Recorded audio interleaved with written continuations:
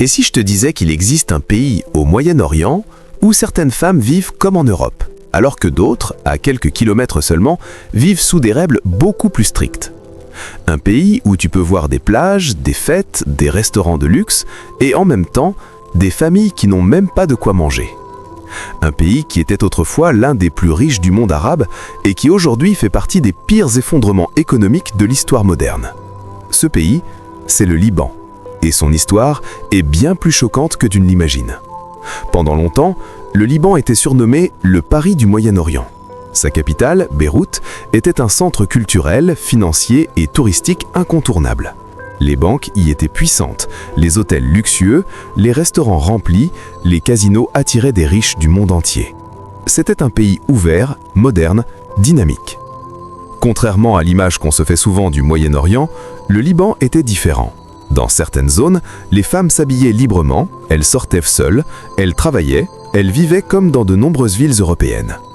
Les couples pouvaient se fréquenter librement, la vie sociale était active, la liberté était visible.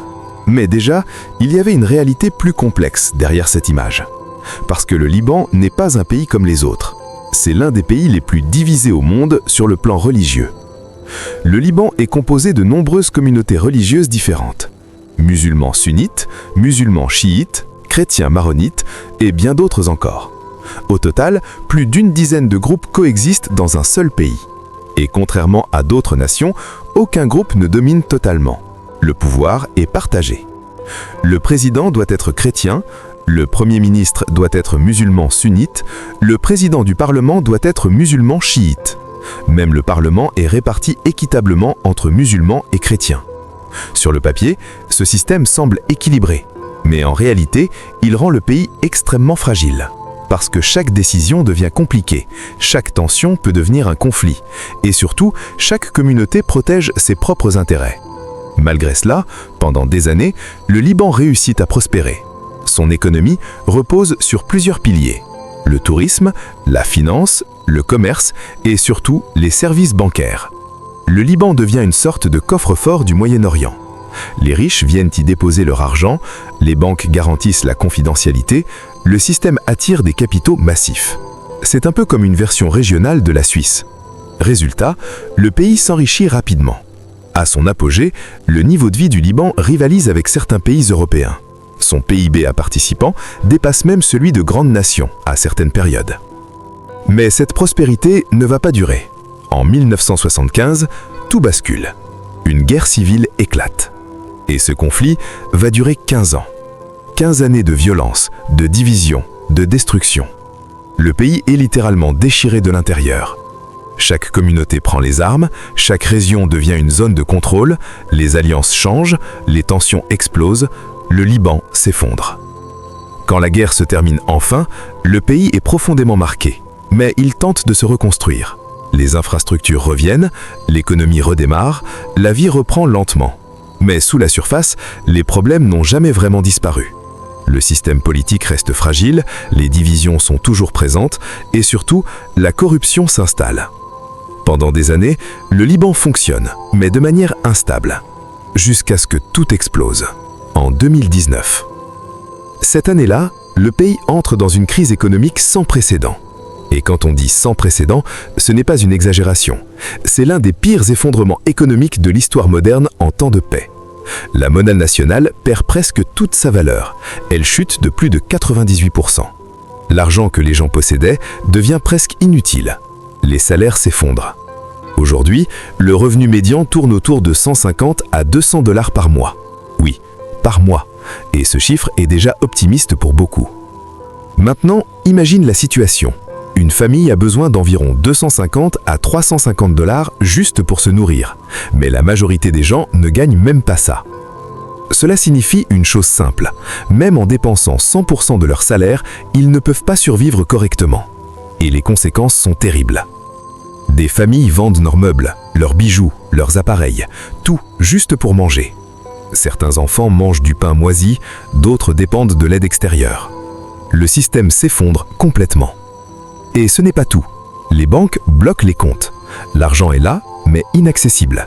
Des millions de personnes ne peuvent plus retirer leurs économies. Toute une vie de travail piégée. Du jour au lendemain, des classes moyennes deviennent pauvres. Le système de santé s'écroule aussi. Les hôpitaux manquent de moyens, les médecins quittent le pays, plus de 40% des médecins partent à l'étranger. Les soins deviennent extrêmement chers. Dans la majorité des cas, il faut payer avant d'être soigné, même en urgence. Sans argent, pas de traitement. L'électricité, disponible seulement quelques heures par jour. L'eau, pas toujours potable. Les services de base disparaissent progressivement. Le chômage explose. Plus de 40% de la population active est sans emploi. Chez les jeunes, c'est encore pire. 1 sur 2 n'a pas de travail. Et quand il n'y a pas de travail, la criminalité augmente. Vol, agression, enlèvement, même dans la capitale, le danger est réel. La nuit, les risques explosent. Et pourtant, malgré tout ça, le Liban continue de tenir. Pourquoi ? Parce qu'il existe un élément clé que peu de gens connaissent vraiment, la diaspora. Des millions de Libanais vivent à l'étranger, en Afrique, en Europe, en Amérique. Et ces personnes envoient de l'argent à leur famille. Ces transferts représentent une part énorme de l'économie. Sans eux, le pays aurait déjà complètement sombré. Mais la diaspora ne peut pas tout sauver, parce que le problème du Liban n'est pas seulement économique, il est aussi politique, militaire et profondément structurel. Pour comprendre le Liban, il faut comprendre une chose essentielle. Ce pays ne fonctionne pas comme un État classique. C'est un équilibre fragile entre plusieurs forces. Et parmi ces forces, il y en a une qui attire toute l'attention, Hezbollah. Beaucoup de gens pensent que Hezbollah contrôle tout le Liban, mais la réalité est plus complexe. Hezbollah est à la fois un parti politique, une organisation militaire et un acteur social. Il possède des sièges au Parlement, il participe à la vie politique, mais il dispose aussi d'une armée indépendante de l'État, et pas n'importe quelle armée. On parle de dizaines de milliers de combattants, des milliers de missiles, une capacité militaire qui dépasse celle de beaucoup de pays. Hezbollah est principalement présent dans le sud du Liban, la vallée de la Bekaa et certains quartiers de Beyrouth. Dans ces zones, son influence est très forte. Mais attention, le Liban ne lui appartient pas. D'autres forces existent. L'armée officielle, les partis politiques chrétiens, les groupes sunnites, chacun a son poids, son territoire, son influence. Résultat, le Liban est un pays fragmenté, un pays où plusieurs pouvoirs coexistent, un pays où l'autorité est divisée. Et cela crée une instabilité permanente, parce que chaque décision devient compliquée, chaque tension peut devenir un conflit.